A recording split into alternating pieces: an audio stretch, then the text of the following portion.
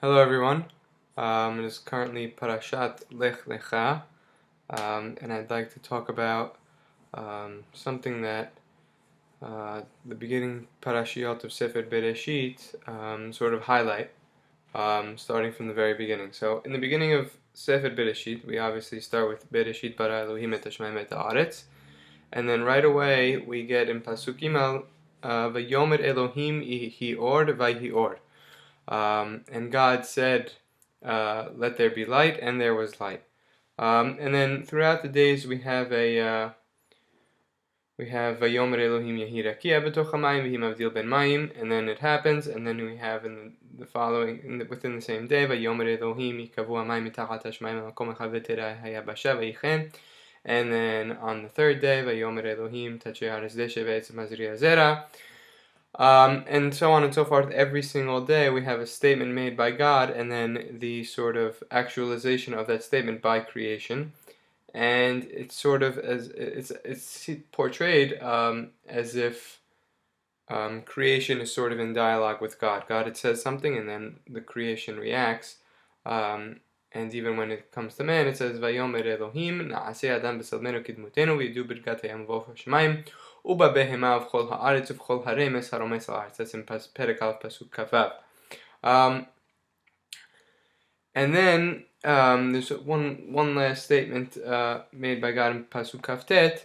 Vayomer Elohim, and God said, Hinei natati lachem et kol ha'etzev zorei hazera asher al pnei chol haaretz v'et kol ha'et asher bo fri'et zorei zara lachem yeh lochla. I have given you to man every fruit of the tree and every herb and everything to eat from the ground. Good. So that's the God statements and sort of response from creation. But then we find something different. When God is speaking to the creations, they seem to respond with just whatever God wanted. It's Vayichen, Vayichen, Vayichen. But when God speaks to man, he has speech directed to man, as we see in Perek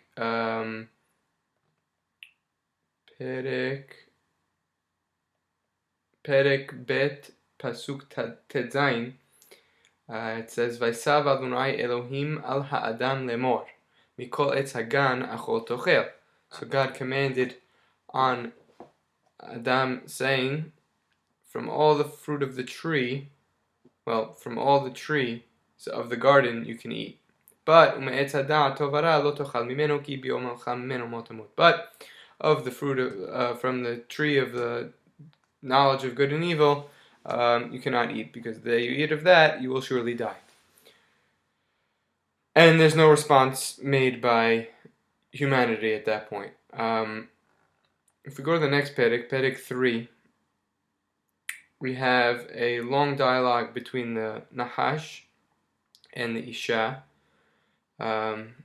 which eventually leads to Hava eating of the fruit of the tree, and then giving to Adam to eat of the fruit of the tree. And then right after that, what happens? Vayishme'u, this is in Perek Gimel Pasuk Het. Vayishme'u et kol Adonai Elohim metalech bagan leruach hayom vayithabeh ha'adam v'ishto mipnei Adonai Elohim b'toch etz hagan. They heard the voice of God strolling through the garden, Vayithabeh ha'adam, and Adam and his wife hid because of God, because of this voice that they heard, and they hid amongst the trees of the garden. Vayikra Adonai Elohim el ha'adam vayomer lo ayeka. So now God calls out to Adam, and he says, where are you? Vayomer et kolecha shamati bagan vayira ki rom anochi v'acheve. Immediately, Adam and his wife, humanity at this point, is hiding from the voice of God, hiding from their responsibility. So now so what's important to figure out, to pay attention to, is in Pasuk Tet we have Vaikra Adonai Elohim El Ha'adam. God calls out to the man and says to him, Vayomer lo ayeka, where are you? Now, Adam doesn't respond to God. He does respond to God, but he doesn't direct his statement to God. It doesn't say Vayomer ha'adam el Hashem. It just says Vayomer, and he said. He's just saying. He's not directed towards God. And what does he say? I heard your voice and I got scared, so I hid. In other words, I dodged my responsibility. And it's important to note that the dibur here, the speech here, is not directed at God. It's just some blanket, and he said. Then God follows up and says, "Vayomer mi higid lecha ki eromah." Who told you you were naked? Did you eat of the tree that I told you not to eat? And now again we have Adam not directing his speech towards God, and again avoiding responsibility. Vayomer ha'adam ha'isha shenatata imadi hi natana li min ha'etz va'ochel. The woman that you gave me the fruit. It's not my fault. So now God's going to direct his speech towards the woman.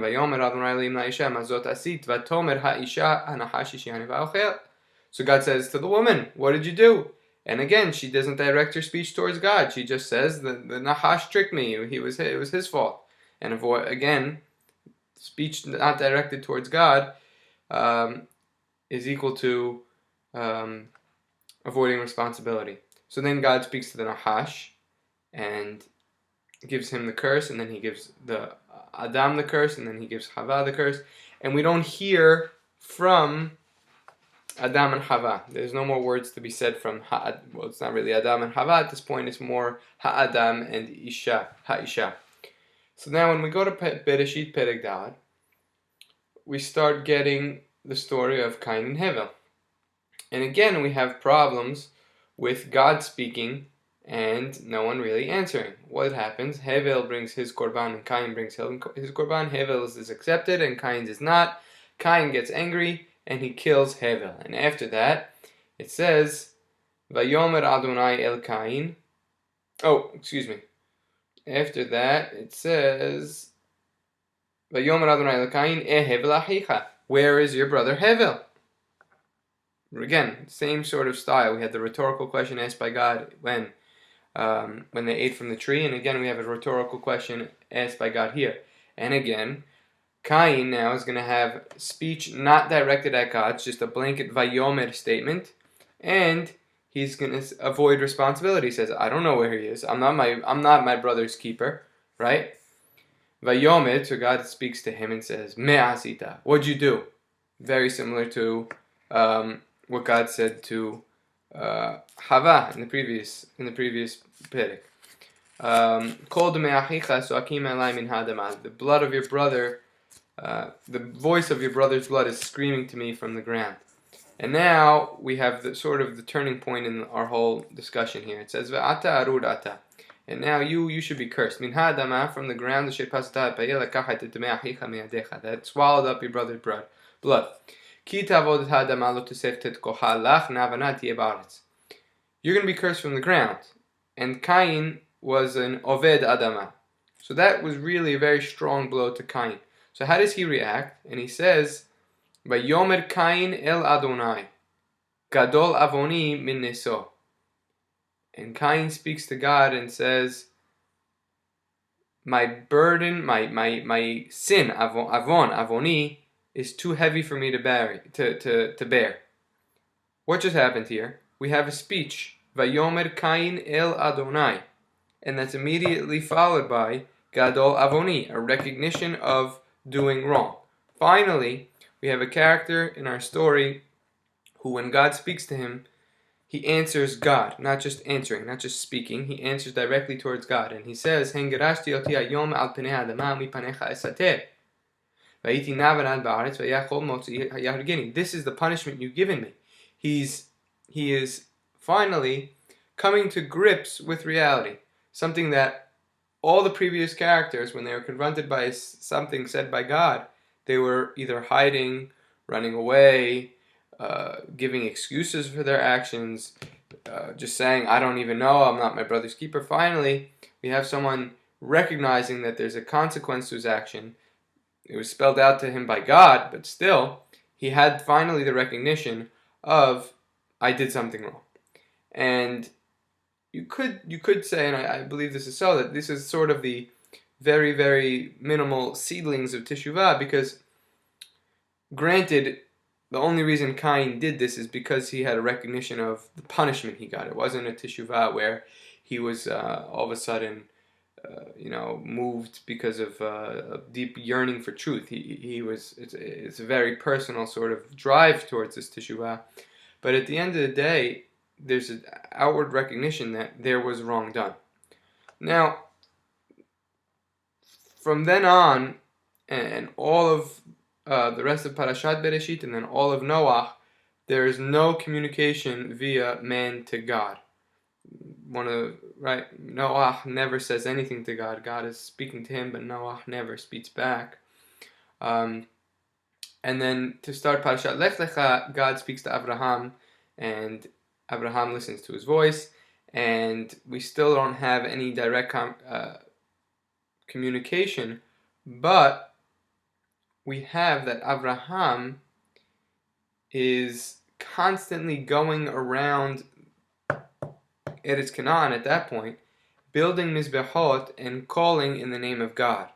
And if you look at the Onkelos on that, it's Vaikra Hashem B'Shem Hashem, and Onkelos translates it as saying that, and he would pray there. And the essence of prayer, and this is what I think Abraham was sort of the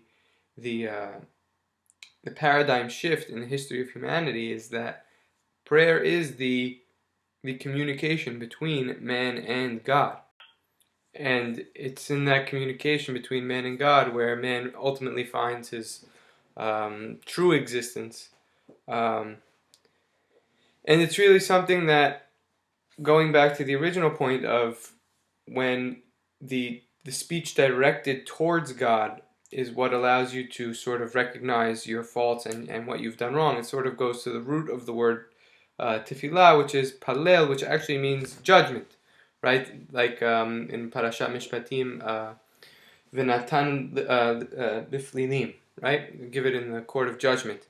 And so really it's only in the confrontation of tefillah, in the coming to speak towards God, coming to actually see yourself as standing face to face with God, it's only in that you could have self-judgment and have a realistic sense of my actions versus reality and where they don't line up and where I messed up and need to readjust myself. And that's really the difference between Abraham and everyone else that came before him. He really set out to aside from promoting the name of God and putting God out there, quote unquote, but showing people that the reality of God is something that you need to have in front of you all the time, and it's only with that you can have a accurate self-reflection of yourself and understand essentially where you're missing and what you've done wrong and what you've done right.